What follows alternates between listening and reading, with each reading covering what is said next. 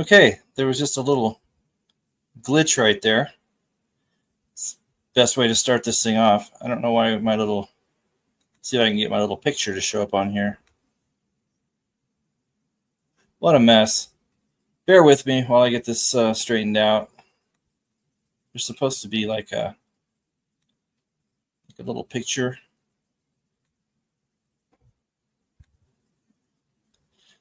I guess I don't have an avatar anymore. Let's see. How would you put your avatar on there? Huh.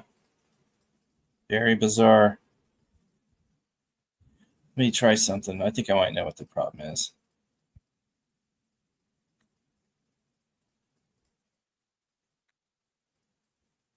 Might know the problem.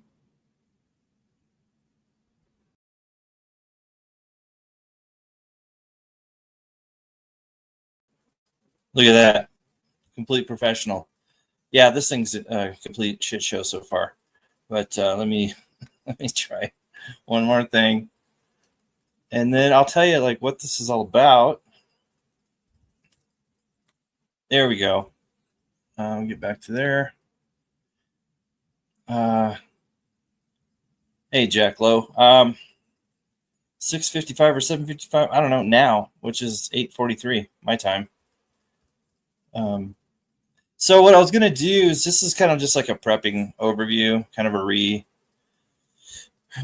we're just gonna go back over a lot of stuff that I've gone over in the past, but I was watching one of my videos earlier today that I did 6 months ago that was kind of the same thing, and it didn't have very many views. So I know a lot of people haven't seen it, so I figure if I do another one that's kind of similar, maybe a few more people will see it. I just think at this point right now, it's pretty important that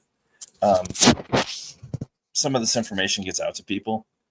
Now, this is going to be like a slideshow.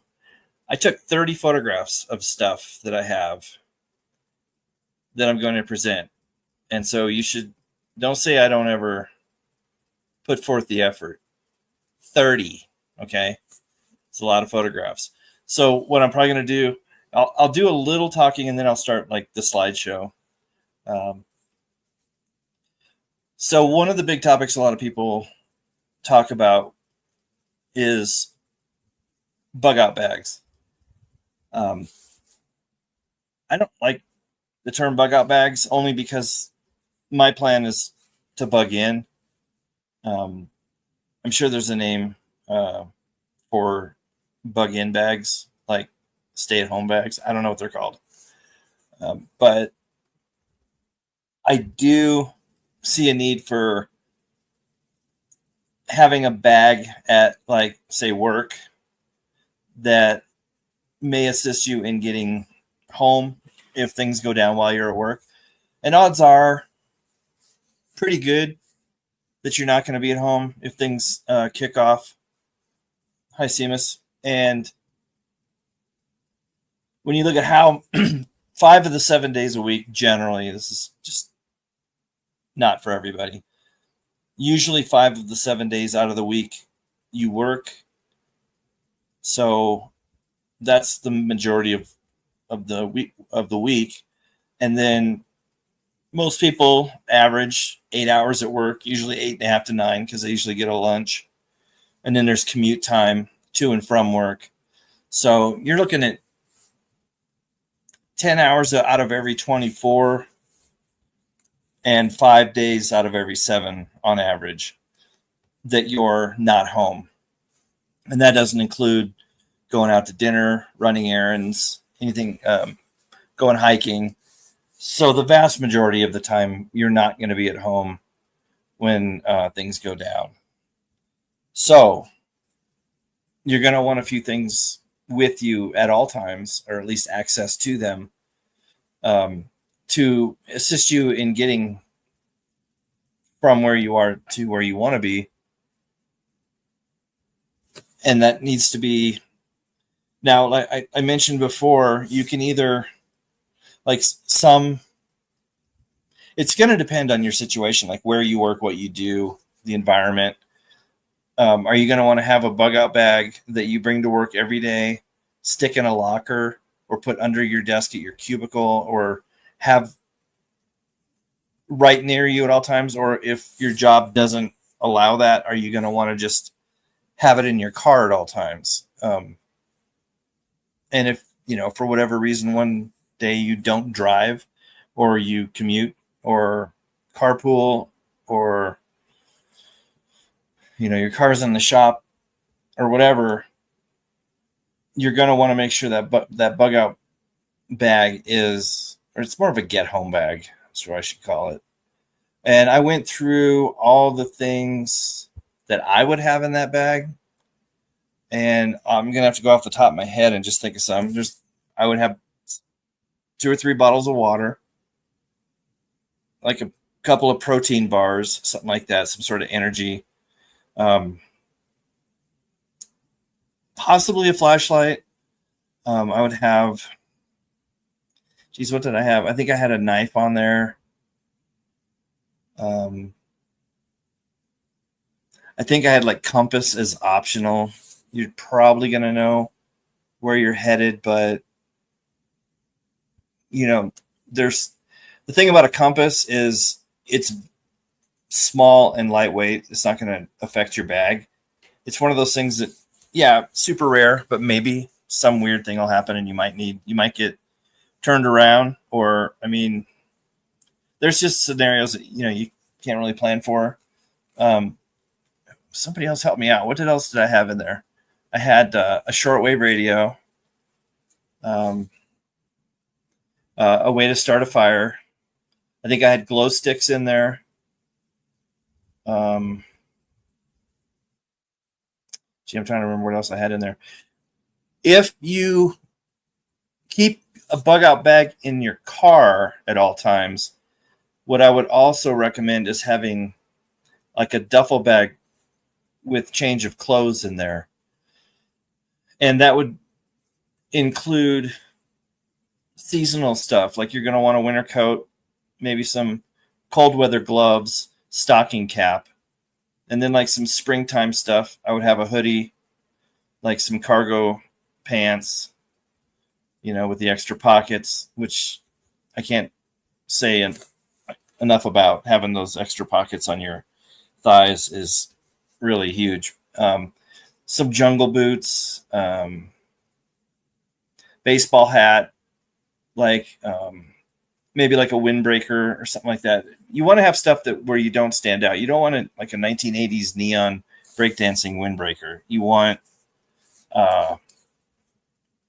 gray, brown, black, real basic colors that don't stand out.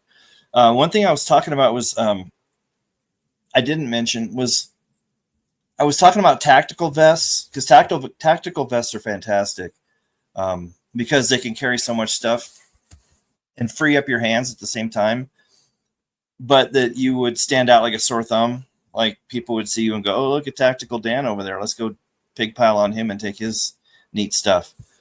So if you do, like if I was to put like a tactical vest in a duffel bag and keep it in my car, I would also have something like a what do they call them? So like a trench coat or a duster, something that was just at least some sort of jacket that went below your waist. And that way you could slap on your tactical vest and then cover it with a coat, even a thin coat, like I said, like a duster. And then if you get to an area where it's not so populated and you're not concerned with people seeing you, just, chuck the jacket and you'll have complete access to your tactical vests. But let's see, what you have will be contingent on how far away your job is from your house. Yeah, and how you get there, what hours you work. I mean, there's so much. Oh, the other thing that was I said everybody should have in their bag and is a Baofeng radio, because they're ham radios, but the first 4 channels are FRS channels, so they're free to the public. Granted, people are going to hear what you say on there, but at that point, do you really care? But so if you are married or have a family, your spouse works. So you're at your job, they're at their job, kids are at school. One might be in middle school, one might be in high school, they might be in the same school, whatever. See, I was saying the kids should have a bug out bag too. It's basically in the form of a backpack that they leave in their locker at school.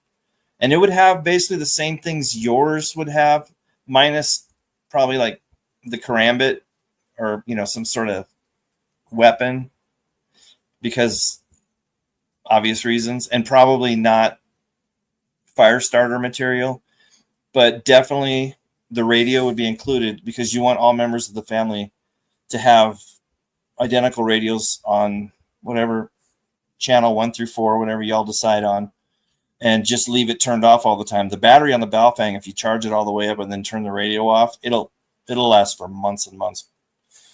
You'll turn it on, it'll be at basically 100%. So part of the first thing on your family plan, if you're in that situation where you have a family, is definitely communication and a gathering point. So you want to get everybody together as soon as possible and communicate along the way. You can even have code words. I have a code word that I use when when I have like a partner that is on board with me, that like, hey, if something goes down, blah, blah, blah.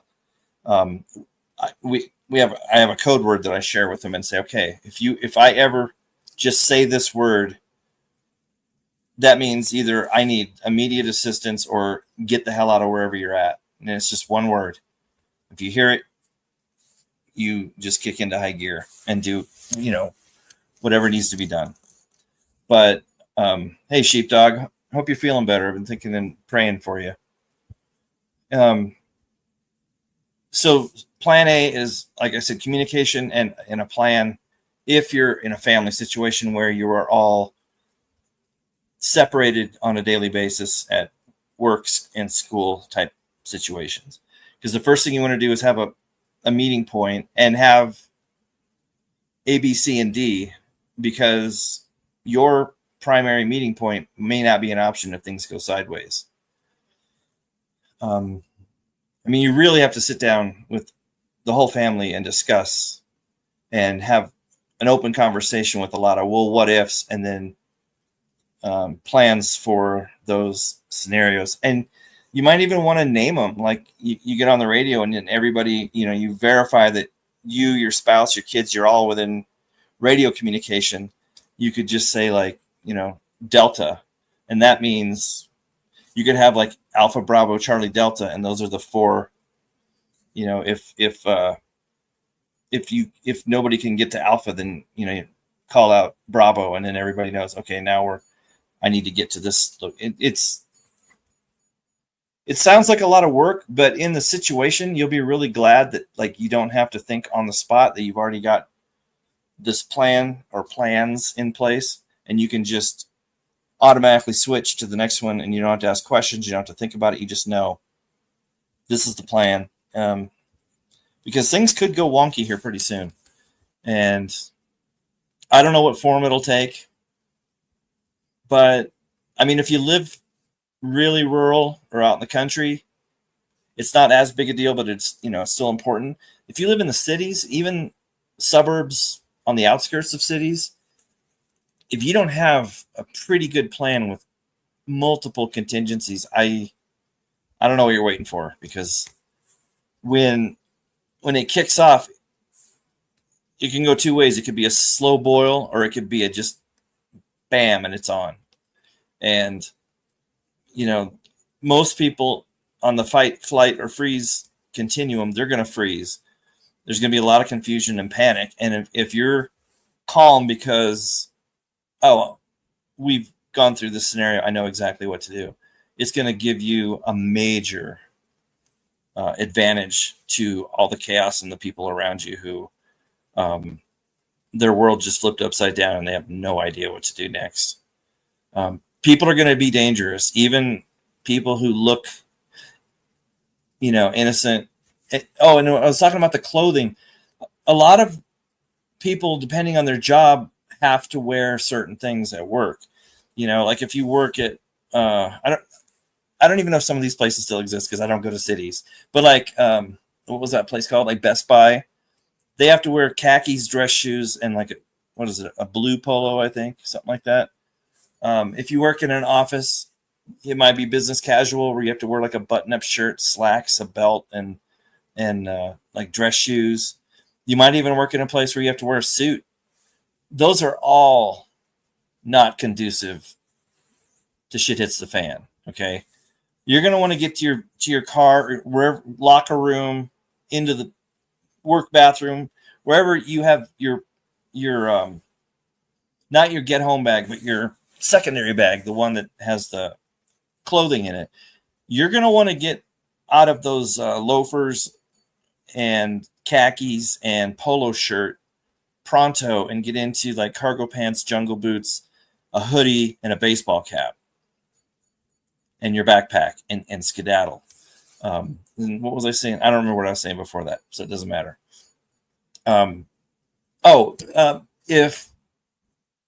If things suddenly went kinetic, don't judge a book by its cover in this case, because you could see someone who looks like a woman who looks 65 years old and frail. And it's sort of like when somebody's drowning and you go to get them and they grab onto you and basically pull you under. Some people are going to behave that way, where they look like, oh, that's no problem. And they may, make eye contact and they're in a state of terror. They're completely unpredictable. You have no idea. Thank you, Robert, for mentioning on the bug out bag. Another thing, I keep calling it bug out bag. Your get home bags. Maybe not for everybody. Well, you know what? I'd give it to the kids too, depending on their age. If they're over, 10, I would do this.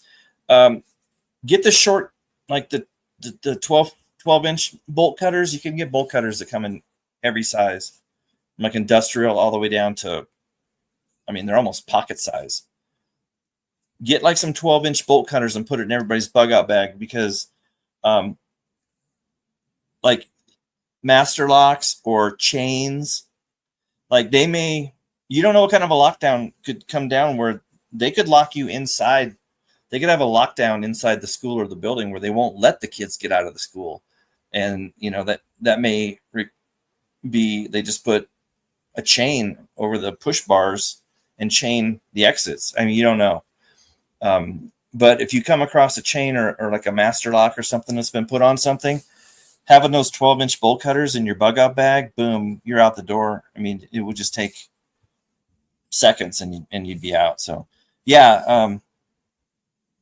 I have, I think 2 sets of bolt cutters, but they're like 24 inches or whatever. They're the ones that, that will, obviously the larger ones are easier because of the leverage. You can cut through bigger items easier. The 12-inch ones, you're going to have to put a little bit of oomph into it, especially going through like a master lock or something. So I would even have, if you have kids who are maybe, preteen or early teen, if you have like a son that's like 17, I wouldn't worry about it. But you might want to practice, have them just get some, good sized chain. You can get a length of it at Home Depot, get 6-10 feet of it, and just have them practice cutting through a link, because they will have to put a little effort into it with the smaller set of bolt cutters. But yes, thanks for bringing that up, because that is something that I did recommend on the previous video, that everybody carry in their bug out bag. Now, if you have a get home bag, if you're like bugging out from your place of residence and you're going like on foot cross country to a bug out location, then I would have the full size bolt cutters on either yourself if you're alone, or one individual in the group would have the full size bolt cutters. Basically, you can just get a lot of tactical backpacks have MOLLE webbing or straps or loops, or you can hang carabiners off them. You can just loop a full size bolt cutter through there, and it'll just dangle off your backpack, and it won't be a problem to carry a full size bolt cutter along with all the small ones that everybody else has. But yeah, that was Thanks for reminding me. Picking locks. Hey, I'm curious because they have those lockpick guns that you stick the little things in there and you start squeezing and pumping that little trigger, and it's supposed to. Does that work? Because I've kind of looked into lockpicking like they do in the movies, where everybody's just really good at it. And I don't.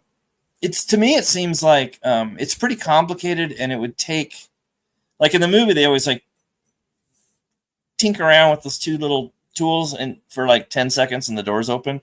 To me, like to drop each of those pins and stuff, to me it seems like it would take finesse and longer than it takes on a movie. Like it seems like, you could probably pick a lock, but in my mind it's like could be up to 2, 3, 4, 5 minute process. But I've always wanted to learn lock picking, but it just seemed, I guess now where I'm at now, I don't need it. I just anything out here that I can't imagine leaving my property, but if I did, anything I came across, I think bolt cutters would be fine, or a shotgun to the door jams. I don't know. But yeah, I was always curious about lock picking and what the reality of picking a lock is compared to a movie. Let's see. So it's not hard, I might just learn it just to learn it. It sounds kind of fun, actually. But so I don't know if there was more, because I watched that video and I was thinking while I was watching, I was like, I kind of missed that. I should have mentioned this. I was saying things in my head that I didn't say in the video, and so, but I'm trying to think of something else I may have missed on that video. If I start going through the photos that I have for this, it'll probably make me think of some stuff. Yeah, that kind of like trigger gun lockpick thing. I've always wondered if that was just nonsense or if that actually worked. If it does the same exact motions that a manual picking does, only a lot faster, it seems like it would be a no-brainer, but you never know anymore, like what's complete nonsense. But so let's see here. I'm going to see what, I don't want that one. Maybe this one. Wait, I'm trying to figure out the layout of how I want. Maybe this. I don't need that little thing on there. I just I want to get some photos up here. So let's see. Let's start from the beginning. That's a good place to start. I think I arranged these photos in order to where they make sense, and they're all. It's not just like random. I think it does follow a pattern. So I'm going to start off with a few of the items I mentioned on that previous video, and I didn't have photos and stuff for all of them, but these are all like my own. All those photos were taken from. They were just taken off Amazon. So let me see is this working? Let's see. See what this looks like. Is it going to work? It's loading. Okay. So this is, I did mention the night vision monoculars. Mine's got a lot of dust on it. I've got 3 of them actually, but this one, I chose this one because I actually have the cable attached to it still. So I get these 6-inch cables, and if you look where my thumb is, that's the battery bank that's Velcroed to the bottom of this, because these take batteries, but it's 8 AA's, which is insane, and they don't last very long. So if you put a battery bank down here, you can get a good 4 to 6 hours on this thing with a battery bank that's charged. So on this one, all I do is I plug this USB-A port into where my thumb is there, and it powers on automatically, and it's just on. And the one thing, there's a couple things I was talking about these things. They're really cool to have. This way, I have 3 of them, but I was talking about the upside and the downside. The upside is you can see in the dark. And like I said, the claim on, if you look at the descriptions on these things, they'll say like, you can see 1,000 yards in the dark, or it's like crazy. You can't. I would say out here where it's pitch dark, if I have, because there is a IR intensity button on these things. If I'm at like full IR, I can see well, I would say 150 yards, maybe 200. I would be confident, and I could see if there was something 150 yards away, I could see it. They're not military grade by any means. And these things run, I don't know, sheepdog, what do you think? 65, $75, something like that. I don't remember. I have 3 of them, but one of them, we'll get into this later, about where I get some of my stuff and what places are good to get what things. I have 2 of these that are almost identical like this one, and they're solid. I mean, these things are great. I found a deal on a third one on Temu, and let's just say the screen is half the size, it weighs half as much, the plastic is like half as thick. Definitely don't want to drop that one.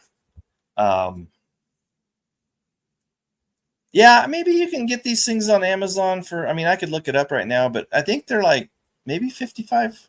I'm just going to look real quick. Why, we're here, right? Why not? Okay, so let's say night vision, monocular. I think they call them binoculars. They're not. They're mono.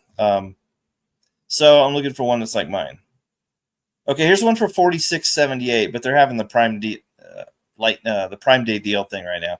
Regularly, it says $79.99, and it's on sale for $46.78. So that one, if you're interested, you may want to jump on it.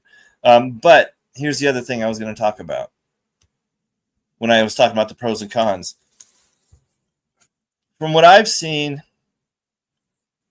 if you go on Amazon and you find this one right here that I bought on Amazon, and you read everything there is to read about it, even if you go through the comments, a lot of people just flat out don't mention it. And the product description, I have yet to see really where they ever mention it.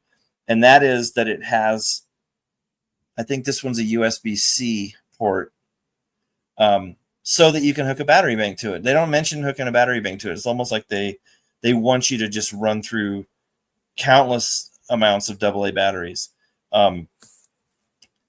So they don't mention it. So you have to, what I do, and I'm sure Sheepdog probably does the same thing, is you have to look at every photo that they show on their page for this item, and like blow it up, zoom in, and scan it, and look for like, see this rubber piece that detaches here. Look to see if it has that, because if it does, when you pop this off, you're going to have the memory card slot here, and 9 times out of 10 you're going to have a USB port right next to it. But if you don't see anywhere on this device where it looks like you could pop open a compartment and there would be, I wouldn't get it. Otherwise, you're going to be limited to AA batteries and 8 at a time. So this is super important to verify that it has this, because there are ones that do not, and you have to run it on batteries. But they don't even tell you this port exists. And if they do happen to mention it on accident, they don't say, so that you can hook it to a battery bank and not have to use all these AA batteries.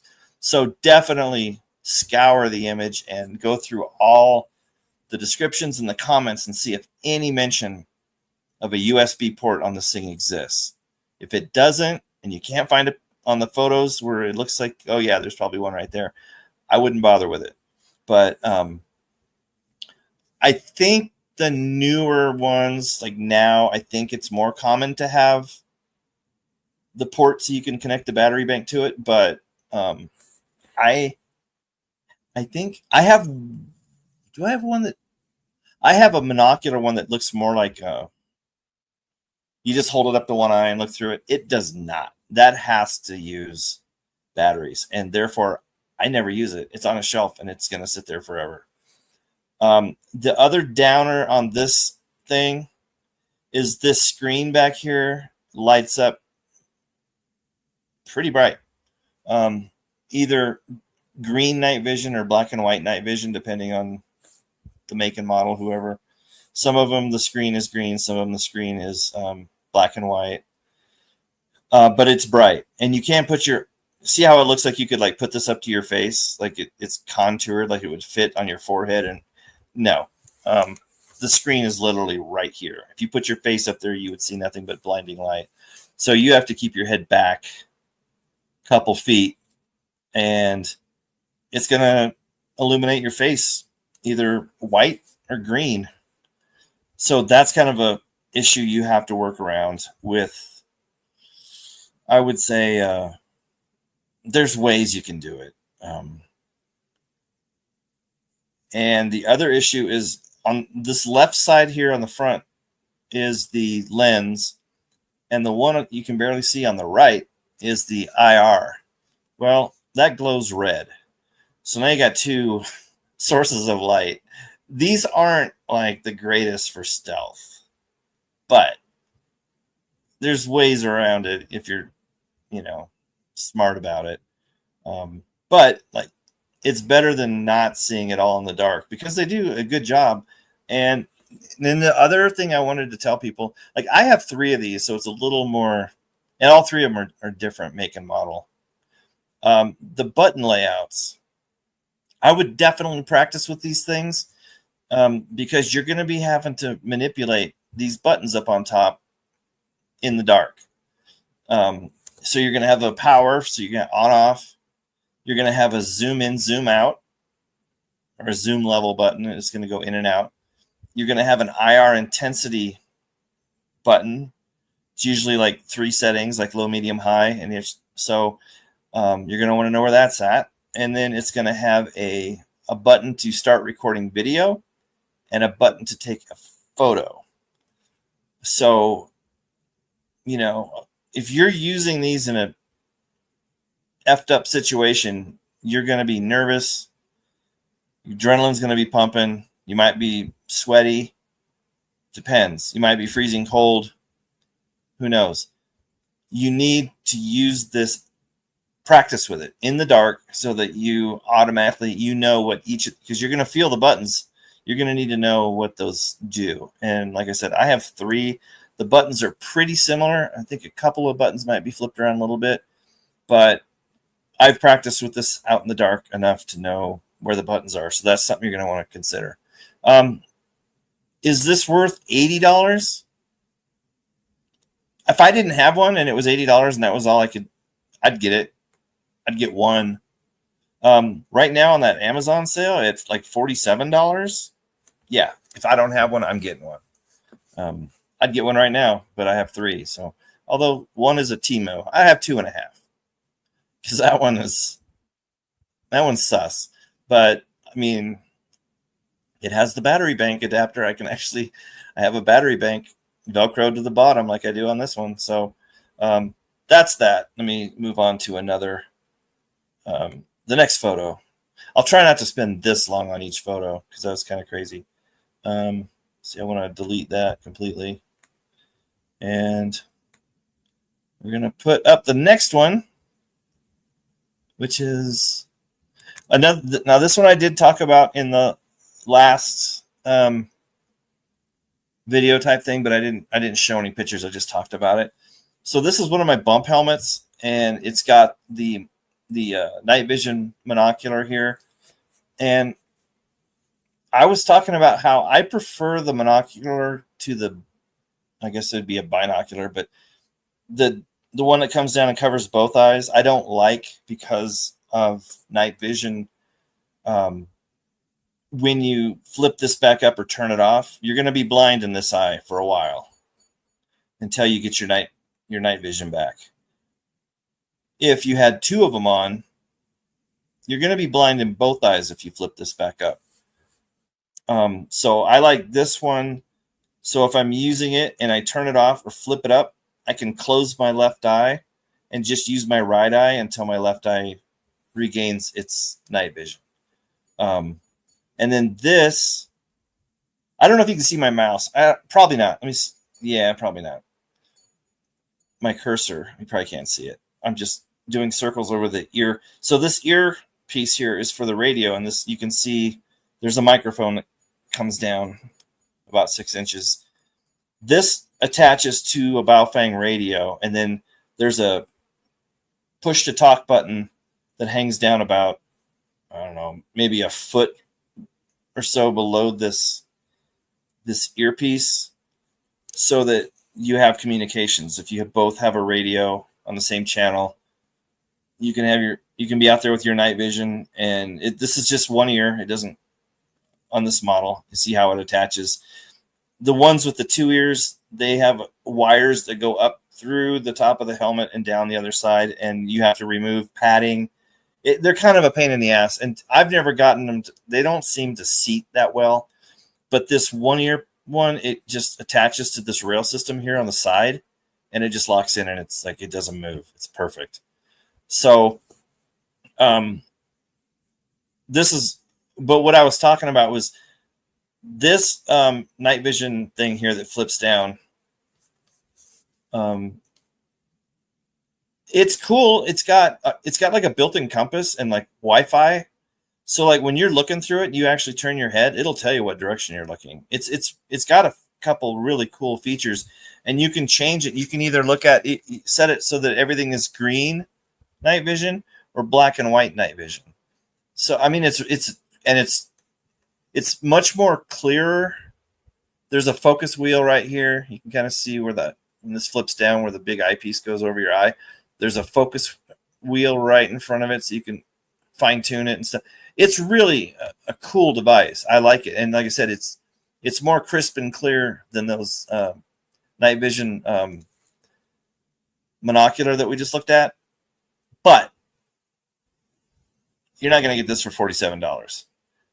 These are, I think, about $350. Let me see if I have. I think I used to have one on my wish list, just because I found another one I liked, and I put it there so I wouldn't lose it. But I don't know. Sometimes I go through and I update, I delete stuff. Let's see if I can find it. I think it's still on here. Let me look.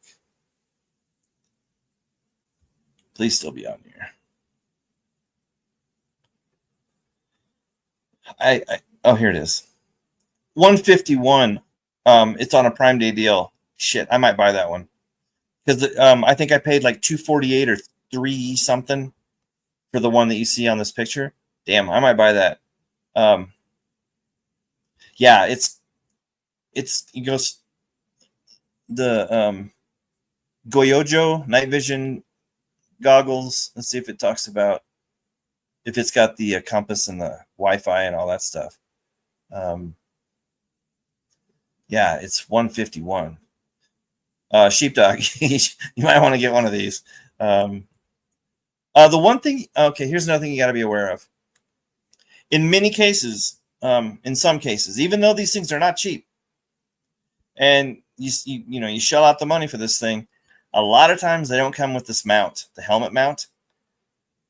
Look for that, because if it doesn't come with this helmet mount, you have to add that in as well. It's like, I think, at a certain price range, you're going to be, you're probably going to get a mount with it, but check, because some of these NVG monocular, I don't know what you'd call it, the one-eyed NVG, don't come with the mounting thing, and then it arrives and you're all excited and you're like, I have no way to attach this to my helmet. So just, that's one thing to watch for. But these things are awesome. I like this a lot more than I like the night vision monoculars, because you don't have those issues we were talking about. First of all, your hands free, where you don't have to hold it up to your face. Secondly, you don't have that screen that's making your face glow. And thirdly, you don't have the red IR beam indicator showing. Yeah, I mean, if the night vision monoculars usually run, some of them around $78, and you can get this thing here for $150, I'd do it in a heartbeat. I would take this over those any day. Better clarity, hands-free. The way it does keep your one eye from going night blind.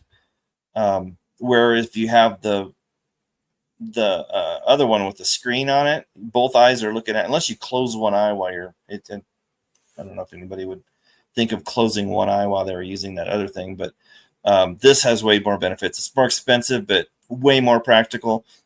Of course, you have to have a bump helmet, but everybody should have one of these anyway, because here you've got night vision and communications all in one, hands-free. It's kind of a no-brainer. All you have to do is occasionally reach up with one hand and push the talk button on the cord that comes off this thing. So this is like a win-win with the bump helmet, and you can get cool morale patches on it. Like I have one on here, and I have one on the other side that says something else. I don't remember, but yeah, they're cool. Let me pull up the next image. It's like Christmas. We don't know what the next one is. Oh yeah, this I talked about but didn't show any pictures of in my last video. This is what they call it, the Orion 12 gauge flare gun. And I don't know, I've always wanted a flare gun ever since I was a kid, like you see it in the movies. And they either fire it up in the air or they shoot somebody in the chest with it. I'm like, I gotta have one of those. They're not like ridiculously expensive, but it's all plastic, so it's overpriced for sure, in my opinion. Let me see. Dang, I can't believe this thing's $151 on sale right now. Let's see, flare gun. I can't remember what I pay for this stuff. The Orion safety alert, it's $75. If you get the little kit that has a couple other things, which like a whistle and stuff, I wouldn't even bother. It's like $95. So yeah, so this thing's $75. I bought a 5-pack of flares, so I have 9 total instead of 4. If you want a flare gun, they're $75. I don't know if I'll ever even use it. Like, I can't really actually envision a scenario where I need this. Possible. I mean, if you're out in the wilderness and you get separated, you could always use it for the other person to find you. I don't know. I mean, I just wanted a flare gun for like most of my life, so finally I got one. I never shot it. I've only got 9 of these, so I don't want to waste them. So I can't tell you anything about anything really. It's got like this crazy double safety, like this white button has to be pressed, and then you have to cock the hammer back, and it's kind of idiot proof. But yeah, I've never used it. Don't really have much to say about it, but I think everybody should have a flare gun. Okay, let's see what's next. All right, this is basic. I did mention this in the last one. This is something you could throw in a bug out bag for sure. And it's just a rangefinder. I could think of scenarios where you are going to want to know how far it is to something. Especially at like a tango, an enemy target. If there's somebody standing watch outside of something and you're in the trees and you decide you're not going to circumvent the situation, but you're going to tackle it head on, knowing the distance to that individual could be very helpful. If you had multiple people with these things and you saw something on your rangefinder that said it was, maybe say it was 40 meters, you could have somebody verify it if they had one as well and say, you know, I don't know. There's scenarios where, they're not. These are weird rangefinders because you can go on Amazon and search rangefinders and the price fluctuation is insane. There's not much to them. Like I said, I think it just shoots a laser out and tells you how far. It's got one button. That's, you know, and I think all that does is it might switch between like meters and yards or something. It doesn't do really anything. And some of these are, I don't know, maybe they do fancy things I'm not aware of, but some rangefinders like that look pretty much like this are ridiculously expensive. And then like I got this one, it was probably, I mean, even this one's probably, I don't know, $55. And like, it's just, there's not much to it. For whatever reason, rangefinders seem to be really overpriced. But yeah, Seamus, better to have it, not need it, than need it, not have it. And that goes with pretty much all this stuff. Some of it, like the flare gun, you may not ever need it, ever. But that one is just cool to have. But a rangefinder, they're not that expensive. And yeah, if you ever came into a situation, they come with like a pouch, and you can, I think you can even, like, it might have a belt loop thing on it. You can just wear it on your belt or something. I don't know.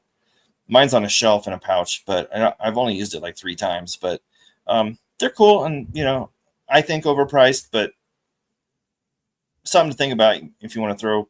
If you're looking for items to throw in a bag, a rangefinder. A lot of people already have them. I mean, most guys have rangefinders. It just seems like, especially if you live, you don't live in a city, probably have a rangefinder already. But let's see. Let's find what's next. It's so exciting. Okay, this I did mention. I showed a picture, but it was just like a screenshot from Amazon. This is one of my shortwave radios. I think I have 2 or 3 of them. This is actually a larger one. These are pretty cool because I think there's like 5 methods of powering. There's battery, AC wall plug-in, solar, hand crank, and I think there's one more. This right here says 5-way. What's it say? 5-way powering or something like that. So there's another way to power them. It's escaping me. But this has this switch over here on the bottom left. It says shortwave, AM, FM, and then I think WB, which might be wideband. I'm not sure. This one in the center, I'm trying to remember what that says. I don't remember what the slider switch in the center. The top right is, I think, volume, and then below that is the weather band, NOAA, different weather bands you can go through for weather information, which I think in an emergency, they would probably maybe tell you more than weather. But usually I found that these things are like a recording. Like they just loop it, and it just tells, it's the same thing. It tells you the forecast for here, maybe you would find more information on there in a situation, but if not, you just flip this to shortwave over here and start scrolling this dial here and going through here, and you'll probably, there's an antenna, you can see it's folded down on the back of that. The top center under the strap, that's the solar panel. The hand crank, you can't see in this picture. It's either on the back or on this left side, I can't remember. And then on the strap, they were nice, and they threw a super, super cheap compass on here that may or may not work. This also, I think, has a setting where you can. It's got a flashlight. Like there's a bulb on one end of this. It's a flashlight, but it has a switch to go to SOS, and it'll do the SOS code on the flashlight. And I think this one has a siren as well. I don't know. They're kind of neat. You can tell it's like the size of my hand. And this is the bigger one. My other one's even smaller. But this little box, it's got like 5 or 6 different functionalities. And they're not expensive, or I wouldn't own like 3 of them because they're just, I don't know. But these are good. I would actually have one of each of these in a bug out bag if I had multiple bug out bags, because they're very inexpensive and you don't have to worry about batteries. Because worst case scenario, if you whip this thing out and it won't turn on, you just go directly to just do the hand crank and it'll charge up in a couple of minutes of just cranking on it. So these are cool. And like I said, a lot of this stuff people probably have. I mean, it's not like I'm saying, look at this stuff I have that you don't, but somebody may see this video that just never thought about some of these items, but you guys may have everything I've shown so far. Tripwire devices. I'm going to kind of get into the get some sleep thing coming up here in a little bit. I've got some more stuff coming up here. Kind of show you how I get sleep. I have 15 dogs, so that helps. This I mentioned, but again, I just showed like an Amazon picture. This is actually my actual kit. And when you fold this like, it's a trifold. I think on the far right, when you flip that over to the center, there's 3 throwing knives on the back of that. But these, I like these hatchets. I mean, they're throwing hatchets. I can envision no scenario where I go full John Wick and actually throw one of these things. But what I do like about them, this is a melee weapon. This is up close and personal. I'm not throwing it at somebody. I'm hacking. But I like, you'll see I have some other ones coming up shortly that the back end here is flat. It's like basically a hammer. So it's an axe that you can use as a hammer. This one is pokey on the back. I like this one. So this one you can hit them with either side, and it's gonna cause an owie. This to me would, and it does. Not this one. This one's like comes in this carrying case that you could attach. It might be Molly on the backside. I'm not sure. You could attach this to a tactical backpack, or at least put it inside one.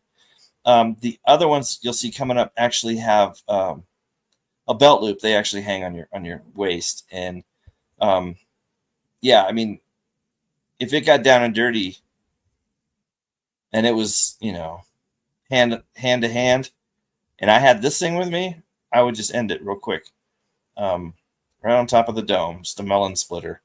These are cool, and like I said, these are not expensive. This is I can't remember. I think this is Amazon. I'm almost positive this is Amazon. The ones coming up are Temu that I'll show you later. But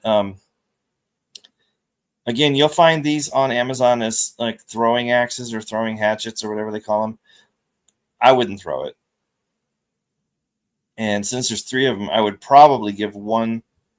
I would have one. I'd give one to somebody else in the team, and somebody else would get the other one. And I would just probably stick the handle through a loop and just carry it with me. But the throwing knives, I mean, I guess if you wanted to annoy somebody, you could throw one of those at them, and then when they were like, "Ow, who just stuck me with this?" then you could attack. I don't know, just for fun, I guess. If you always wanted to throw a knife at somebody, I don't see it. I mean, you're gonna injure them, piss them off. They're probably gonna scream, throw a fit, make a lot of noise, and then either die much, much, much later, or pull a weapon of their own and you're on. So throwing knives to me are silly. Yeah, they'd hurt. If you got the perfect throw, yeah, I'm sure you could take somebody out, but I'm not risking it. I'd probably just shoot them. But if you want to be quiet, obviously, and you're all sneaky, you could get up on them with this and just split the dome, or go for the front of or the side of the neck. But I don't know if just splitting them open like a watermelon from the top of the head, or going to the side to take, like, basically mess up their vocal cords, like take out their throat and their neck. I don't know what would be better, because you don't want them to make any noise that could alert somebody. You want it to be quick and quiet. So I don't know. I have to think about it. I don't know if you went straight down on the top of the dome, if they'd make a sound. Maybe they would. It might be better to use this on the throat. Just come up and side hack them right across the side of the neck and into the larynx, just to prevent any. They have that one last yell in their lungs. You want to. I don't know. It's interesting to think about. All right, let's see what we got next. It's like opening gifts, because I don't remember what I took pictures of and what all. Okay, so this is just. I talked about this a lot on the previous video, and this is one of my Baofangs. You'll see in another picture up here. I've got way too many, but this is with the extended antenna. Baofangs usually come with 2 antennas. One's 4 inches maybe. Then they have one that comes with it, and they call it it comes with an extended antenna, and it's maybe 6 or 7 inches. This is the whip antenna. I think this is 15 or 17 or something. This really makes a difference on your coverage. But some of the Baofeng kits, actually a lot of them now, they are coming with this like 17-inch whip antenna. I would only roll with this. They even have some that are like an inch. They're like these nubby ones. I guess they're supposed to be all tactical and like, I don't know, but I guess the range is pretty lame.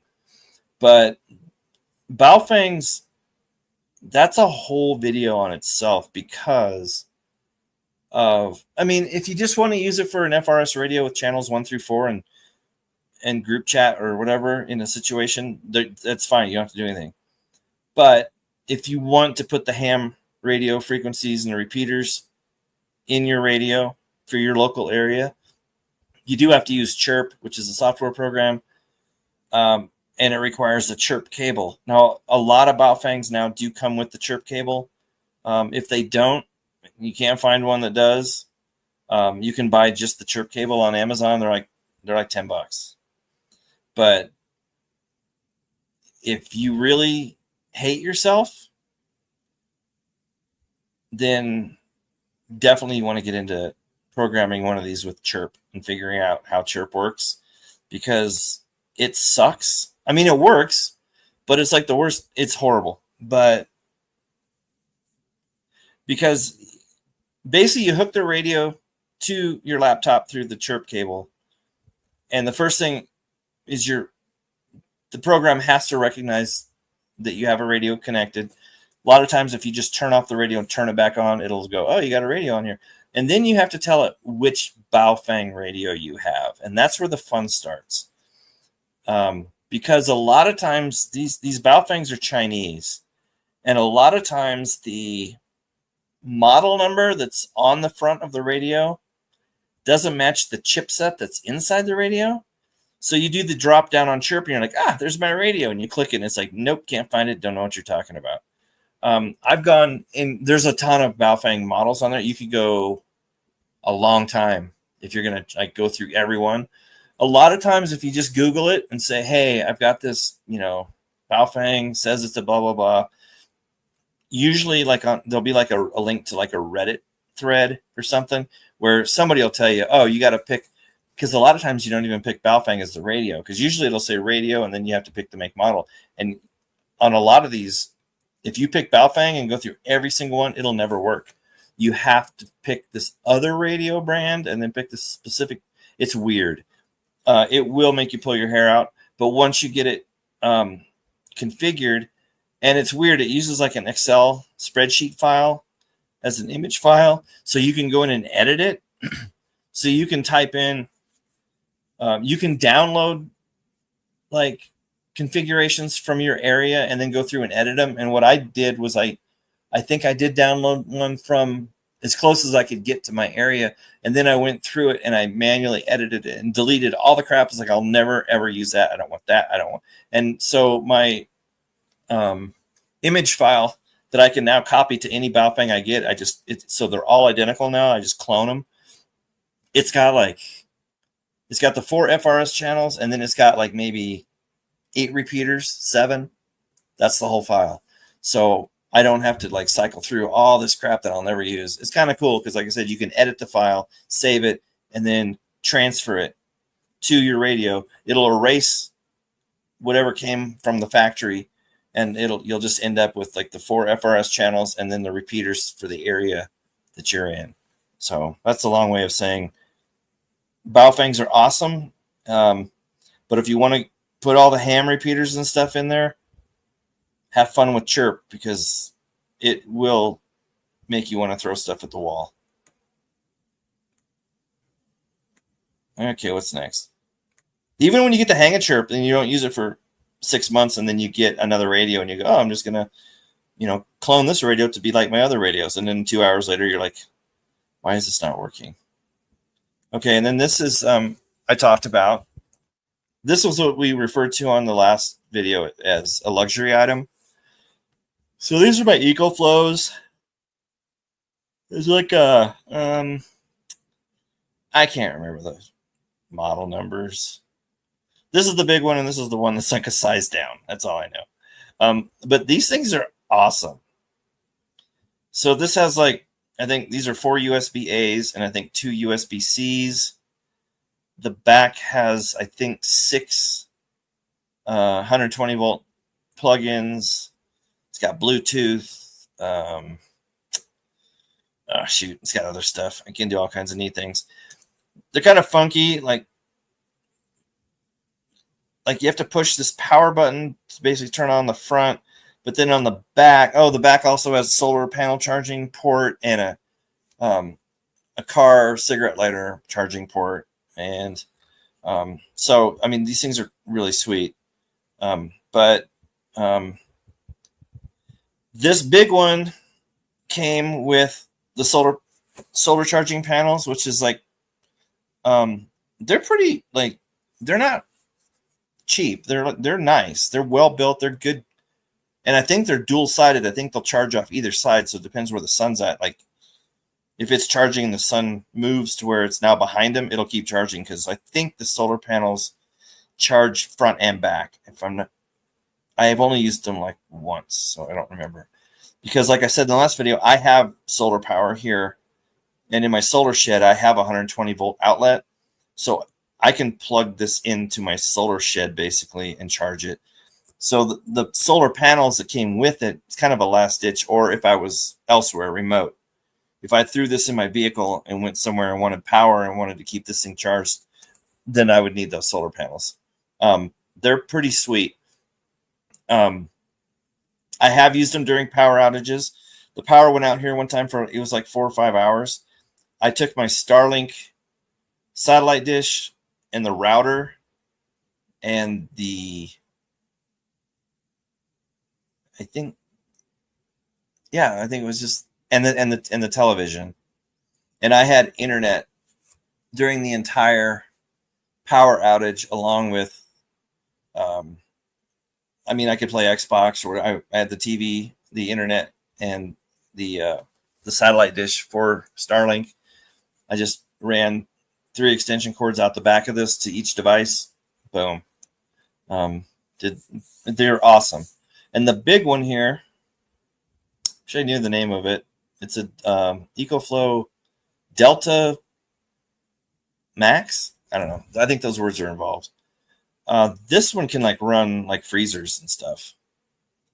The smaller one, you can do microwave ovens and stuff. You don't have as many watts on the smaller one, and I don't think the total life of the battery, I think it would empty before the big one. Maybe not. I don't know. I got the big one, and then Amazon had a deal, and I got the smaller one, and they're sweet. Like I said, I call them luxury items, but if you can afford them, I would say they're a must-have. Honestly, yeah, Delta 2 Max, and then I guess the smaller one's probably the Delta 2. I would definitely, if you can afford them, the Delta 2 Max is not cheap. I think I paid. Remember, it's bigger, more power, and it comes with the solar panels, which I think if you buy those separately, they're over $100. They're like $150 or something, maybe somewhere around there. So, but I think the Delta Max Pro or Delta 2 Max, whatever they're called. I can't remember what I paid, but I think it was somewhere between like $1,100 and $1,300. And the other one, I think I got on an Amazon sale for like $600 something. So it was half. It was half of the Delta 2 Max, but I'm lucky to have them both because they're definitely something you're going to want when the grid goes down or if whatever happens. And being able to charge them back up with solar power or a car battery. They do have a cigarette lighter charger in the back. You could charge them with a car off the car battery, but then that would drain your car battery. But yeah, these are pretty sweet to have. And a DJI makes them now. And like Seema says, he has an Ocal. I don't know what that means. I guess that's another brand that probably makes them. But these things are, you don't hear a lot of people talking about these. I call them EcoFlows, but they have a name. They're solar battery packs, I guess is what you'd call them. Not a lot of people talk about them, but they're legit. Let's see what else we have. We get into some more fun stuff here. Let's see. Oh, this will be quick. So these are just a couple of Swords. This is a coat rack that's inside my front door. I should have taken them out of their sheaths because this one on the right, especially, is one of the most badass, wicked looking things I've ever seen. It's like blue, fluorescent steel. It looks like something an elf would have. The one on the left is more, I guess you'd say, more Japanese type. I do have a samurai sword too, but these two I just have hanging right inside the front door, and I should have taken them out of their sheaths, but anyway, their swords are cool. I like silent weapons like that axe and swords. Swords are cool.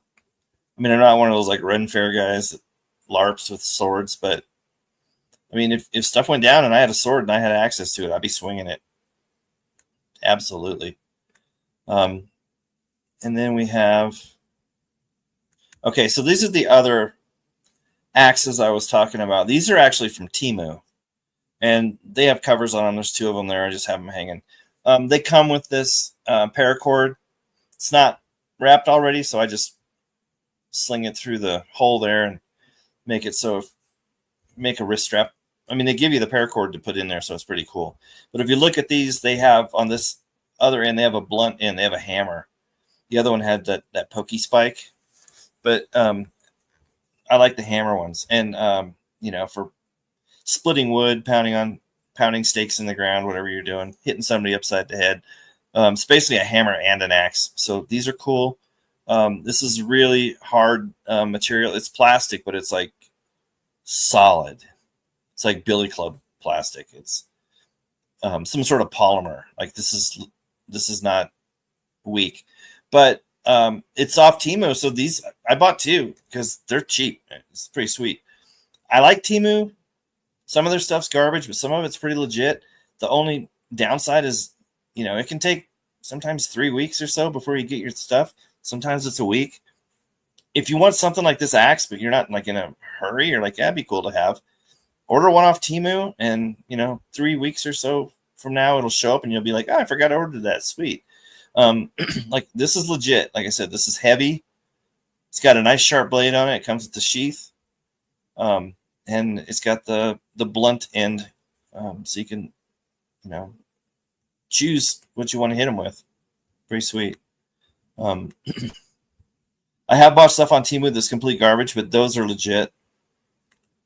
And what's next? Oh, this is another one I was talking about.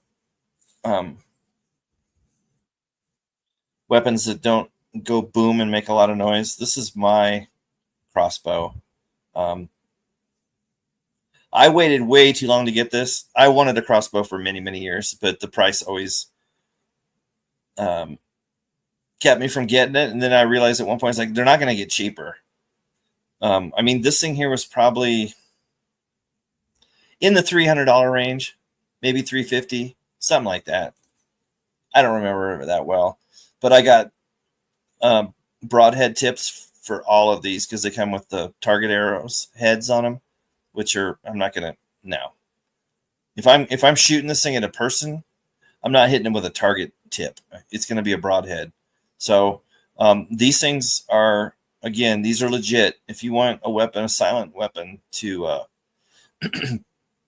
to do the deed, I would highly recommend getting a crossbow. I think what I said with crossbows was don't go cheap on them. You can get crossbows for like $100 or whatever, but it's going to be a piece of crap, and you're probably going to just end up getting yourself killed because you're going to piss off the person.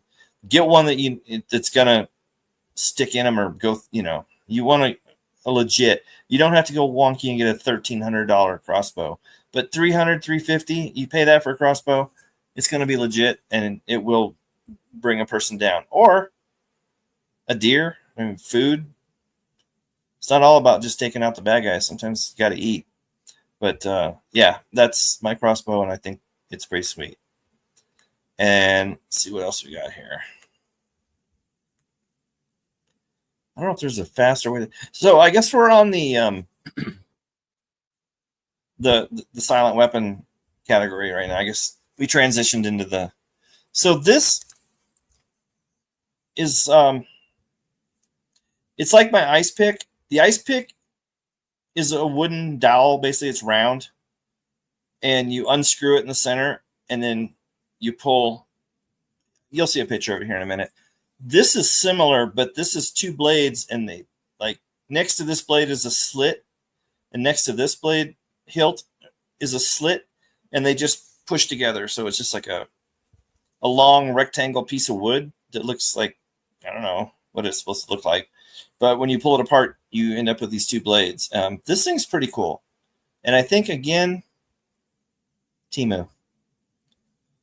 Yeah, pretty sure that's Temu. And let's see here. I think the ice pick's next, because why wouldn't it be? Yeah, so this is the ice pick. This, I think, is Amazon, though. The ice pick, this thing is awesome. It just screws together. You unscrew it, and it's only like 2 turns. It's like really quick. You just and you've got this lethal dagger. I didn't go into, because generally, if you just got into a fight with somebody and you had an ice pick, it's going to get really messy. It's going to be a situation you probably don't want to be in. You're going to, if you win at the end, you're going to look like Carrie after the prom. I mean, it's going to be messy. There is a place on the human body that you can just poke this straight in and out, and it's turns, I think they call it the on-off switch. It's basically a light switch. I don't want to get into it because they're on YouTube. You could probably research it, medulla oblongata, or what do they call it? The medulla oblongata, something like that. There's basically a human on-off switch, and this, in my opinion, is basically made to turn that on and off. That's just food for thought. Look into ice picks. They're pretty sweet. I'm pretty sure this was Amazon and not Temu. Okay, let's see. What's next? I think we're still in the silent weaponry thing here, but we're almost out. I wish I could just you have to do like all these clicks for each image. I wish I could just like, next. So these are basically just like the concealed knives. So this is like small, and these things, man, and these things usually come pretty sharp, but you can make them like ridiculously sharp. They almost all come with these Kydex little holsters, sheaths. I'm basically, this just steps up in size. So like that's a small one. And then the next one is a little bigger. Just depends on your, how you roll. So this is, and a lot of these are Temu. Some of them are Amazon. So this is like the next step up kind of. This is a pretty sweet one. Some of these knives are pretty sweet. The sheaths actually have a sharpener inside of them. So every time you put it in or pull it out, it actually sharpens the blade. I think this might be one of those. And let's find the next one will be the next size up. And this is like if you're like really serious about your knife, like you really want to. This is pretty cool. I like this one. I don't know. I think this one might. I don't think this. Maybe this one does have sharpeners. Like I've got several of them that have sharpeners that are inside the sheath. So every time because this one is always really sharp, and it has like oil, like almost like lubrication or gun oil on it. So I don't know what they did. Again, it's either Amazon or Temu. I can't remember. This might be Amazon. Amazon's got some issues, but you can actually find some. If you know what you're looking for, you can find some brutal stuff on Amazon. Okay, and then this is the real concealed. These are my couple of my neck knives. I really dig neck knives because this, especially the one on the right, but both of them really, you have this around your neck under your shirt. Even if you get frisked, there's a pretty good chance they are going to miss these. These are pretty small. This one's, you actually hold this, you put one finger here and one finger here, and then the blade just sticks out between your two fingers, so it looks like you just have this dagger coming out of between your fingers. It's very small, but man, it is sharp. And I would not want some sort of spider monkey coming at me with this, either one of them really. This one, when you pull it out, it's got a hole big hole. You can kind of see it on the sheath, the circle. So your index finger goes through that, so it's another like pokey. This is these are legit. Like you could do some serious damage, and they're very concealed. Like I said, I think if you got patted down, especially by somebody who didn't do it for a living, there's pretty good chance they're gonna miss it. Like they're pretty cool. I think my next one I got here is,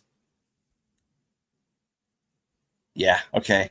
So a lot of you people might see this and think to yourself, TCP, how'd you get brass knuckles? Aren't those illegal in a lot of states? Or I don't know. I remember when I was a kid, they were really available, but then it seemed like it got really hard to find stuff like this. I don't know if they outlawed it or whatever. But Temu will sell you some brass knuckles. I mean, they're not brass. There's some sort of alloy. But yeah, I mean, if you want to roll this way, put a little more zing in your jab, Temu. You can, and it came with a case. Seriously, I'm not joking. This came with a carrying case. Like it might even have a belt loop on it, so you can like carry your brass knuckles. Temu has its moments. People like to crap on Temu, but honestly, it's all about the shopper. If you've got the skill, you can come away with brass knuckles. Just saying, it's a pretty good deal. What's next? This is just I don't like touching disgusting things. This is like a mountain. There's 1, 2, 3, 4. There's 5, basically 5 boxes of nitrile gloves. Because the 2 on top, I ordered boxes from Temu, and they came in these pouches instead. But there's still like 100 gloves in each pouch. So there's like 100 here, 100 here, 100 here, 100 here, and 100 here. I don't like touching gross shit. Okay, I'm a hand washer. Also, for the medical, your medical bags, your bug out bags, I have 2 versions. I have a medical, just a basic medical bag that has kind of, the stuff you'd have in your bathroom, but with a few more things. I think there's like a tourniquet and stuff in there and stuff too. And then I have a gunshot, like a GSW bag that's gunshot only, or you could say puncture wound from a knife or something. But it's basically a gunshot wound only bag. But both of them, these gloves, I've got these gloves in there. I put these gloves in Ziploc bags, whatever. I put them in everything. I'll put like 5 pair in my cargo pants pocket. I don't like being without nitrile gloves because there's I don't like touching gross shit. Okay. I mean, I've had some pretty nasty shit on me, but I have to immediately find a way to wash my hands. So this really saves me a lot of anxiety and panic, and I don't like filthy hands. No, I mean, it's okay with like work stuff, like, oil, grease, that's fine. Biological, disgusting shit, I don't like to touch. Even dead animals, I come across a lot of dead animals out here and have to move them, or else like my dogs will eat them or something. So I reach down in the cargo pocket, pull 2 gloves out, slap them on, and deal with it. But I'm all about backups and bulk. If there's something I really need, I really enjoy, I don't ever want to run out of, I get at least a backup, or I just keep adding to it. Like these nitrile gloves, you can get pretty good deals on Temu. It might take 3 weeks to get it, but you'll get a bag, not a box, full of these gloves. And for me, this is a must-have. I'm not doing without nitrile gloves. When not even in shit it's a fan, just period. I'm not doing without nitrile gloves. Yeah, you're right, Seamus. When I lived in Texas, I used to you can get brass knuckles and the brass knuckles with the knife attached in Texas at truck stops. Texas knows that brass knuckles are still a thing that people need. But there are states where you can't buy them or own them, which is gay. But Okay, and then this one kind of goes along with the other one. These are just respirators. You never know how they're going to come at us. They could be, dropping some smoky stuff from the sky or whatever. Um, I've also got like Israeli 40 millimeter gas masks. These are just respirators, but never been opened. You'll see, I've got some more pictures. There's stuff coming up. I have a lot of stuff I've never opened. I've actually got some boxes that I don't remember what's in them because I never opened them and I don't remember. I mean, I might have some really cool stuff and I don't even know it.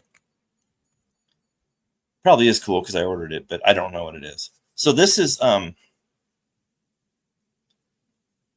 did a video a while back on making waterproof bottles for matches. So these all have a striker in the lid on the cap when you take it off, and then another strip.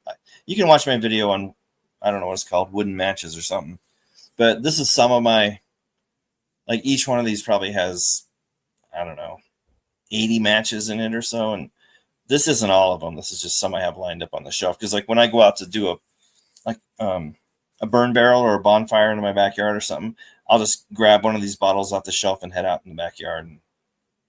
But these are so cool because, like I said, there's two forms of strikers in each one. They all have close to, if not 100 matches, and they're waterproof. These are actually prescription pill bottles from the VA that I emptied, and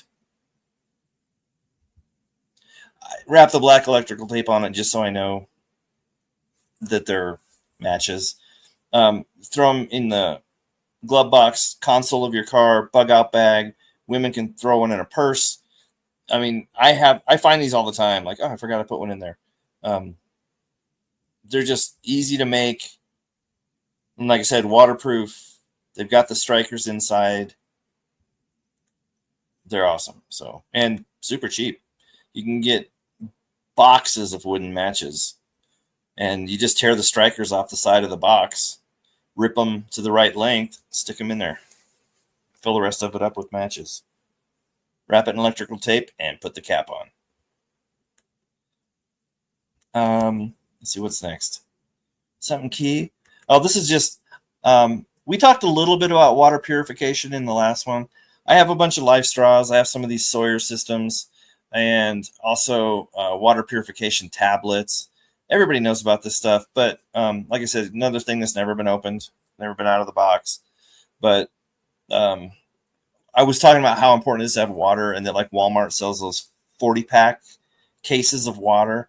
I have 11 just in one of my closets, and there's more in other areas. But water is one thing I'm not going to do without. And worst case scenario, if things go really, and I drink that much water, I'm going to be purifying it, and the Sawyers and the life straws and the water purification tablets, activated charcoal. It's just another thing that we didn't talk about water purification really on the last one, so I just threw that in there. And then, about the redundancy, having backups to backups. These are all SD cards, anywhere from 32 to 128 gigabytes. So these are the types of cards that go in all of my night vision monoculars. They go in the drones. I'm drawing a blank right now, but I have a ton of stuff to take these micro SD cards. And Temu, these were like, I got like a pack of 10, like 64 gigabyte cards for like, I don't know, it was like $13. It was crazy. I don't know what it was. But Temu is a really good place to buy micro SD cards in bulk, because a lot of my stuff takes micro SD cards. I'm trying to think of what else. All my night vision stuff, all the drones, the drone remotes. Just drawing a blank. I can picture myself popping these things in and out with my thumbnail, but I can't remember. But anyway, it's all about having backups. So I can safely say I'm not going to run out of micro SD cards ever. What else do we got here? Oh, more backup stuff. So I have a ton of battery banks. Here's one that's never been opened. I've got some out in my camper. I've got some on the bookshelves. I've got some already attached to night vision binoculars. Um, I've got battery banks all over the place. And look, I even have some that haven't even been opened yet. But someday I'm going to come across something and I'm going to go, oh, I should have a battery bank on this. I'll be like, oh, here's the one that's never been opened. Yeah, I haven't opened the canisters on the 40 millimeter canisters. I've never opened them either. What's next? You feel the anticipation building. Oh, more about redundancy. Here's my Baofangs. Some of them. There's actually, I can think of three more right now that aren't in this picture. And I've got like these big, bulky Baofangs, and then I've got these smaller, like half pints. But I generally try and put the extended antenna on all of them. I think this one right here, the one that doesn't have an antenna on it at all, it's got like a different adapter. Like something's, I don't know. I'm gonna have to find the antenna because I took it off when I got it to put a different one on, and I guess I don't have another one that fits it, so I got to find the original. But these down here, I don't know if you can tell. So on this table, I've got 3, 6, 8 Baofeng radios, and then this blue thing is a USB bank. It's basically a power block for USB. It'll take 4, 8, 12, maybe 20 USB plugins. It's very sweet. And then this thing here with the blue glowing lights on it on the bottom left, that is a USB. What's the word for it? Air. I'm drawing a blank. I'm like being retarded right now. Anyway, this is to pump up car tires. It's an air compressor, but it's USB powered. You just charge it, and then you throw it like in your glove box, and then it has like a little hose on one end that attaches to your tire valve, and you hit this really big button here, right here, and it just turns on and it pumps up your flat tire. I have 2 of these, and then right next to that, this brown thing laying down, this is a solar powered game trail camera. I have like 5 game trail cameras. I have 2 of them that are like this, just laying somewhere that have never been used. I like backups. My problem is I put game trail camera. I have 3 of them I put out on my property, and I can't remember where I put any of them. So I have 3 game trail cameras. No idea what's on the SD cards. No idea where the cameras are at. Pretty sure the batteries are dead, except one of them is solar powered, like this one. So I've got 1 solar powered one somewhere still running, and 2 probably dead ones. No idea where they're at. I went out once with my night vision, my bump helmet with my night vision, and to see if I could see the IR beam coming out, and I think the batteries had already died. So I thought I was going to be really smart and go use night vision to locate my. Nope, couldn't find them. Don't know where they're at. Redundancy is the ticket. Like I said, I know I've got at least 2 of these solar powered game trail cameras that have never even been taken outside, and 1 that is outside somewhere, and I don't remember where I put it. And 2 other ones that run on batteries that no idea where I put them. And let's see what's next.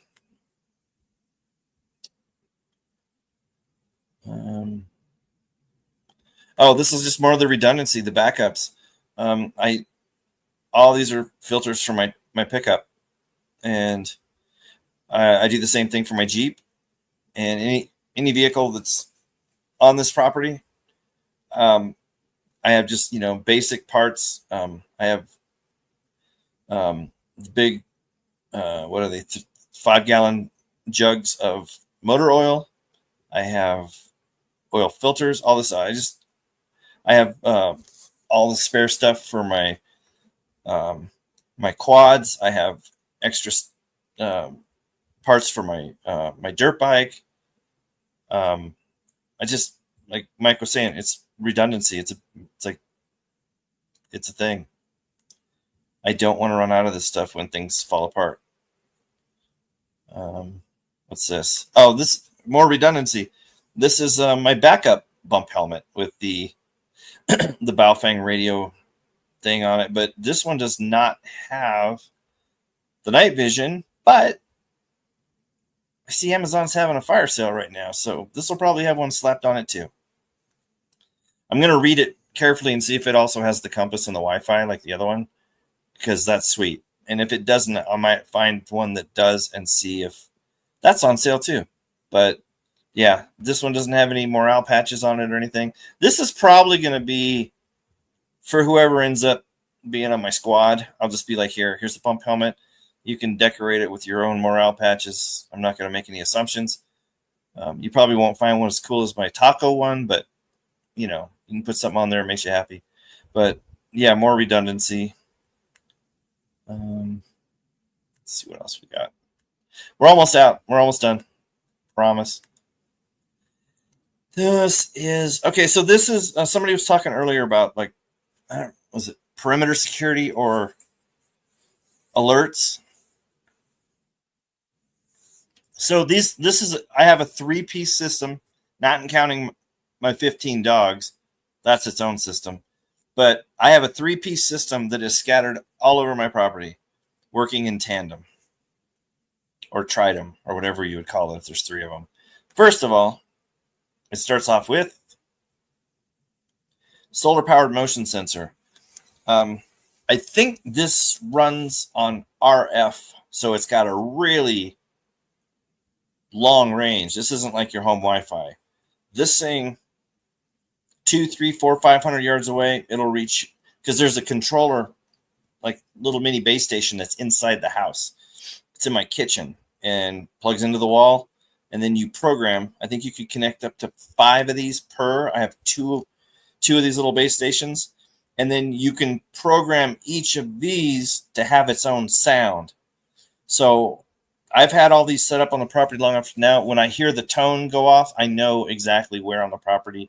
And these are just motion sensors. Something breaks the beam and it goes off. And they work, I don't want to say too well because I might jinx myself, but these things go off constantly with dogs, cats, ravens, UPS truck, elk,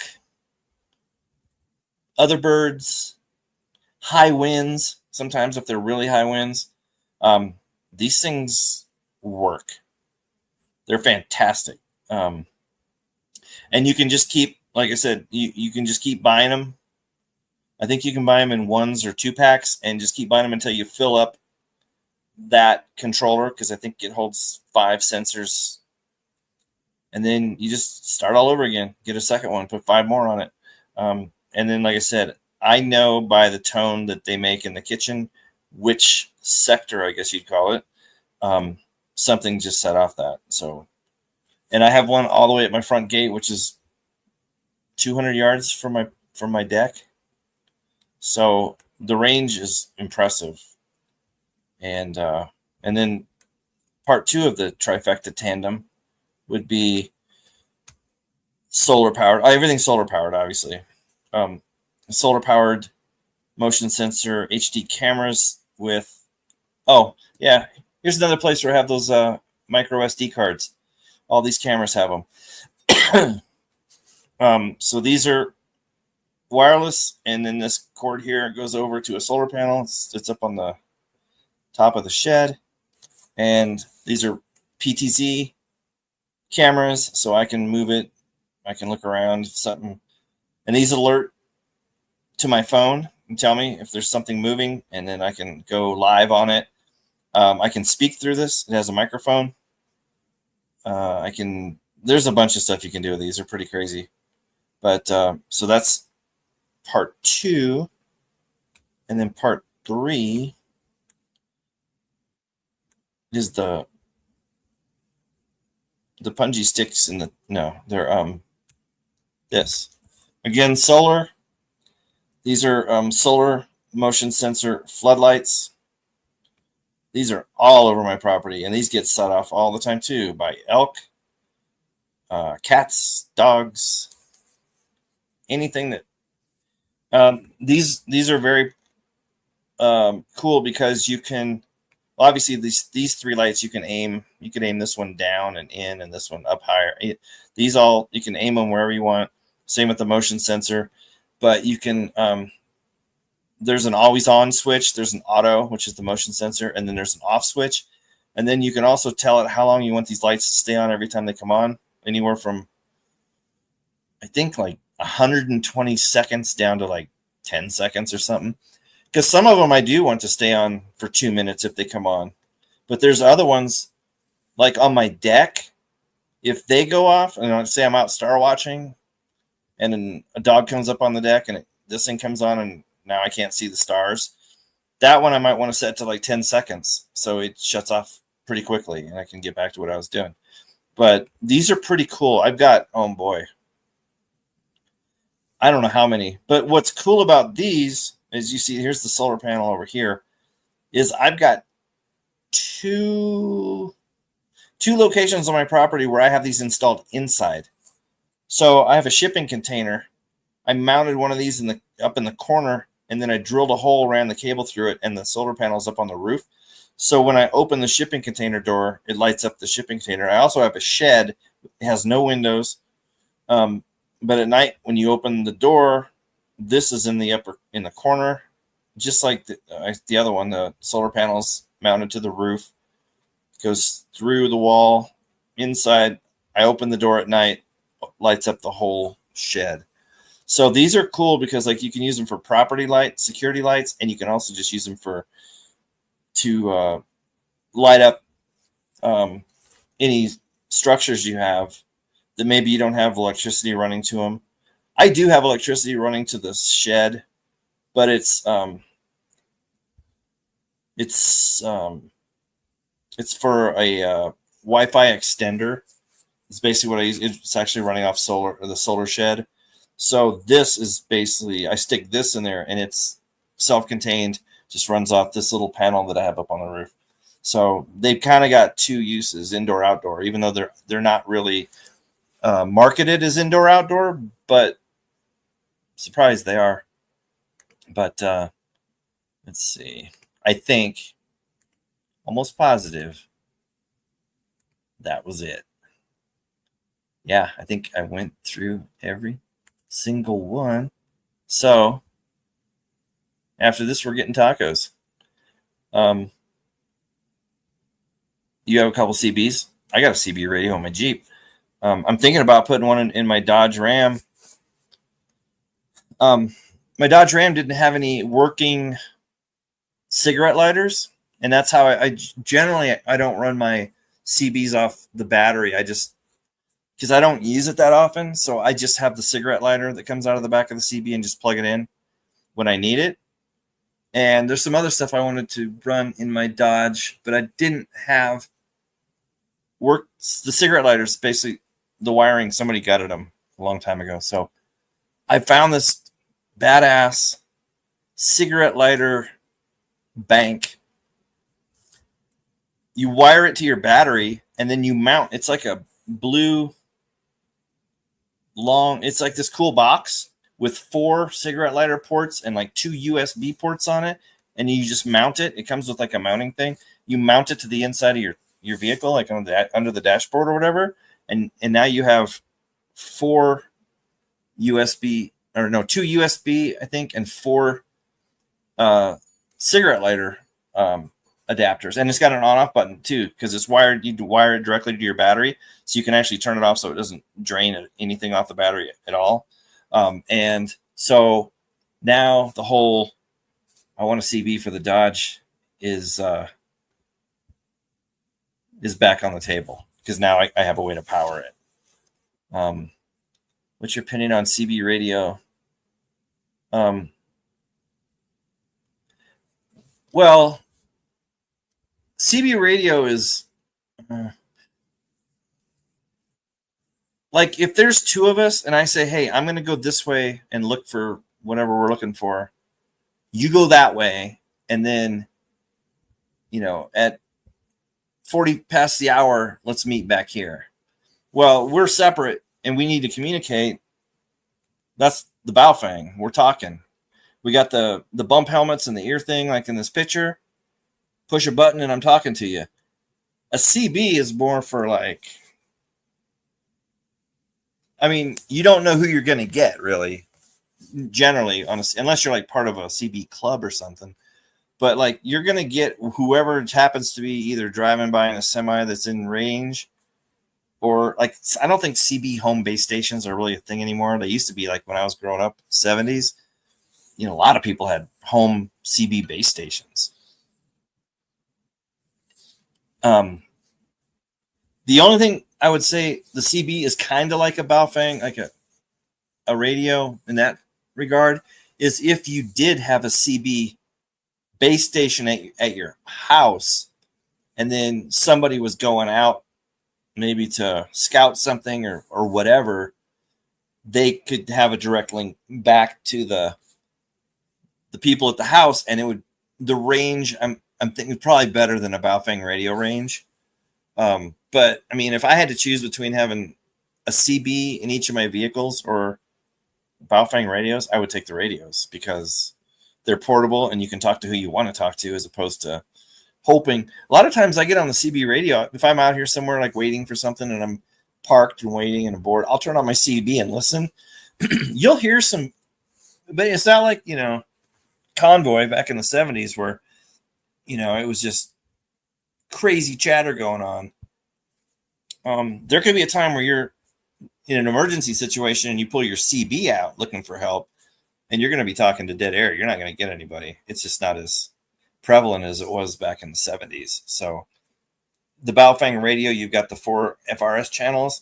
Some kid with a Walmart toy walkie-talkie could pick you up. So always go with the handheld Baofeng over a CB. But I like having CBs in my vehicles because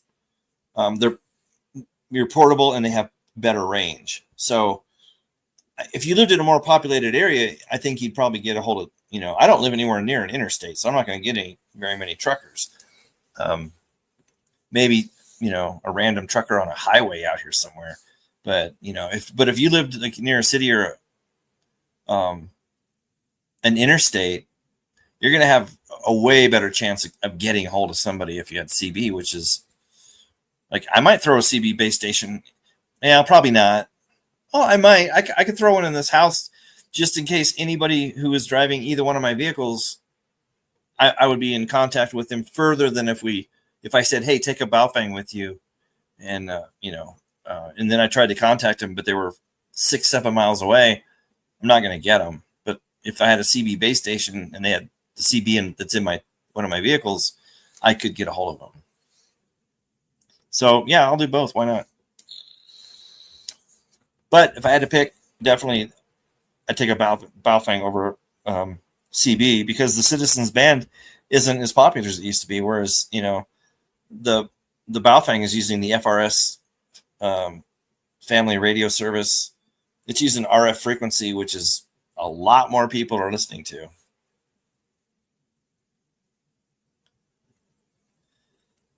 Oh, I'd like to. That means I'd have to get into chirp again and start messing around. I don't know if I want to do that to myself. I would like to put CB channels into my Baofeng, but it just sounds like a chirp nightmare. Like chirp is like brutal. I mean, yeah, but I mean, that would be cool too, because then you turn your Baofeng into a CB as well. I mean, all this stuff is awesome. Like, I don't like rule any of these options out. I mean, a second CB for my other truck, and I want to do a ham radio base station here. I want to make my own dipole antenna, string it up between 2 trees, and try and get some serious range out of way more than a CB or a Baofeng would ever do. Be able to hear people in other states and stuff. That's the ticket. But I got to find a ham expert to basically give me a shopping list. Say, you need to buy this. Like, treat me like I'm a retard. And just say, you need to buy this, and this. And if you put them all together, it'll work. And I need the ham for dummies. Yeah, I downloaded predefined lists for the area I'm in, but then I went through and I edited it to remove out all the stuff that was clearly garbage that I'm not going to use. I mean, I keep like the county emergency line, sheriff's department, couple, like maybe a fire and rescue, and then just like the FRS channels. Like I, I might have a repeater up on a hill somewhere but a lot of stuff here's, even the repeaters are too far away to repeat. Like I live way out in the middle of nowhere. I don't even know if there might be one guy. There's a ham radio tower up on this hill. I know where it's at. I don't know if anybody lives there still anymore. Because sometimes like people out here, we're so isolated. Like people die in their house and like nobody finds them for like weeks. Finally, somebody stops by or like, hey, I'm gonna go check on Gary, and it's like Gary's been dead for 3 weeks. Nobody knew. But yeah, I mean, I don't know if I have any repeaters within range of where I am. Like I said, I guess I could go to that guy's property and see if there's a human that lives there, and if that tower that he's got on his property is active. I mean, I don't know. There is somebody that has an observatory that lives maybe a mile behind me up on a hill. They've got like the domed observatory on their property. I've met him once briefly. I gotta get in with that guy. I gotta look through his observatory telescope. I don't want a ham license. I don't want to talk. I want to listen. And then when shit goes down, it doesn't matter. You can talk anyway. So I just want to listen, but I want to be able to. I need distance. Like if my Baofeng was programmed with certain repeaters, I don't think I could reach them. But if I had that dipole antenna and more of like a base station ham radio with more power, I could reach those repeaters, and then I could reach other states. Right now, my Baofeng collection is basically walkie-talkies. They're FRS. But I think Sheepdog's got a ham license too.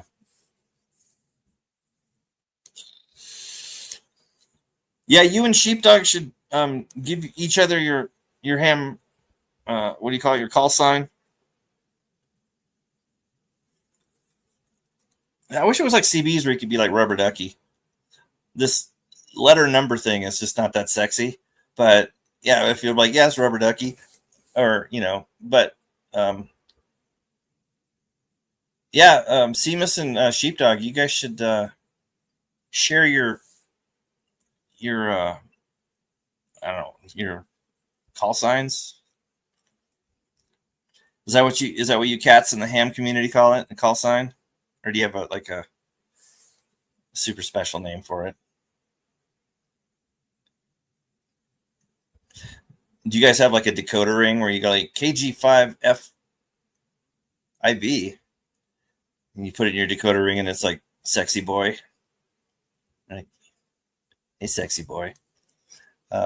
So yeah, I'm gonna bail. Like my throat hurts, but I hope everybody enjoyed the picture show, and I learned stuff from you guys. You dropped some stuff in there that I hadn't really thought about. Reminded me that I should probably slap another CB radio in my Dodge. Yeah, your secret squirrel stuff. I know you guys are. It's probably like some sort of gay porno ring, ham radio community. We're all a bunch of Fruit Loops, bunch of fruit booters. I know I've heard people talking on ham, and they're very serious. Like they're very militant, very by the book. Like nobody it doesn't seem like anybody just like loosens up and shoots the shit on ham radio. Like they're very serious. Kind of not my bag. That's why I don't want to talk, because like I'd probably the community they'd flag me somehow within minutes. I would be delicensed because I can't do that like robotic. It's like when pilots talk to air traffic control. It's like, I'm like, how did they didn't, what? Like, how? You got lives at risk here, and you're talking like, you're like, that, I didn't get one word out of that. Like, how do you know? This is like important stuff, and you guys are talking like, and 911, like police do it too. I mean, I used to be in law enforcement, and my biggest thing was I could never understand what the hell people were saying on the radio, because they just do this, and they expect you to like, and the weird thing is like the other people can decipher it. They're like, oh yeah, and they respond. I'm like, was that even English? Like, what the hell did that guy just say? And it's like, I can't do this.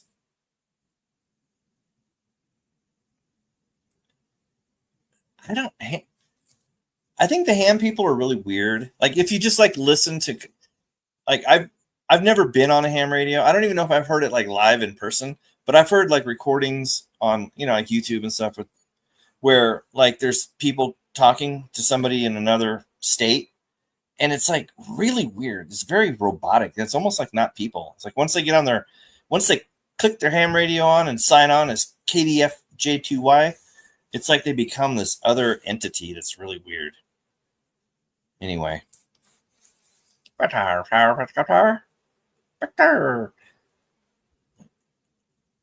like chicken talk. All right, man. Everybody, take care. God bless. And keep your head on a swivel. Things are getting weird. I think if Trump keeps getting pressure about the Epstein thing, I think he's going to blow. He's got a very fragile ego, and he's very, let's just say he holds a grudge, and he doesn't like when people start questioning him and saying mean things about him. So, I mean, if people stay on him about Epstein, because everybody saw he kind of blew up yesterday at that press conference when somebody asked about Epstein. He basically, I think he might have pooped his pants a little bit. He got pretty upset. And if they stay on him, keep pressing, I don't know. I mean, I don't think the guy's stable. So it's like all bets are off. It could be anything. All right, man. Everybody take care, and just don't believe anything you hear. Peace.